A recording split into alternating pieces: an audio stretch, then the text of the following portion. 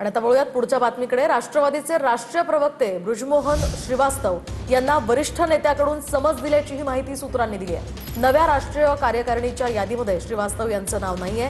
पक्षात अंतर्गत वाद आहे। नव्या कार्यकारिणीमध्ये फक्त पवार कुटुंबातील नातेवाईकांनाच संधी दिल्याचं श्रीवास्तव यांनी सोशल मीडियावर पोस्ट करत म्हटलं होतं। दरम्यान या पार्श्वभूमीवर सोशल मीडिया पोस्टमध्ये चुकीचे नाते दाखवून पवार कुटुंबावर गंभीर आरोपही करण्यात आलेले होते। दिल्ली राष्ट्रवादीच्या कार्यालयामध्ये कार्यकर्त्यांच्या रोषाला सामोरं त्यांना जावं लागलं असंही या ठिकाणी बोललं जातं। या संदर्भात आपण अधिकची माहिती जाणून घेऊयात आमचे प्रतिनिधी प्रमोद जगताप यांच्याकडून। प्रमोद, काय सांगाल? सध्या राष्ट्रवादीमध्ये चाललंय का असा प्रश्न पडतोय आणि आता राष्ट्रवादीचे हे राष्ट्रीय प्रवक्ते यांना पक्षाच्या नेत्यांकडून समज दिल्याची माहिती सूत्रांनी दिली आहे।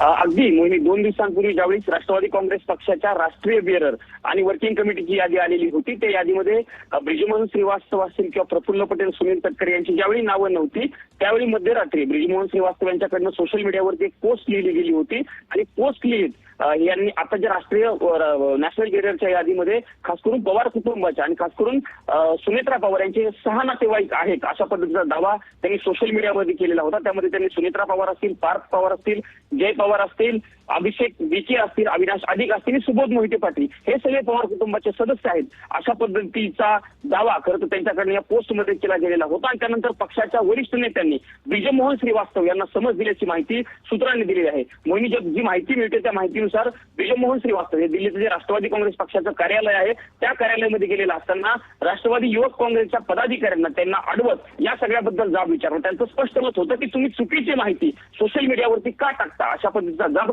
बृजमोहन श्रीवास्तव यांना युथ काँग्रेसच्या पदाधिकाऱ्यांनी विचारल्याची देखील माहिती सूत्रांच्या हवाल्याने मिळालेली आहे। मोहिनी, यातला अत्यंत महत्त्वाचा मुद्दा हा आहे की बृजमोहन श्रीवास्तव हे प्रफुल्ल पटेल आणि सुनील तटकरे यांचे अत्यंत निकटवर्ती मानले जातात आणि सुनील तटकरे आणि प्रफुल्ल पटेल यांना नॅशनल बेअररच्या यादीमधून वगळल्या गेल्यामुळे श्रीवास्तव यांनी ही पोस्ट लिहिली होती।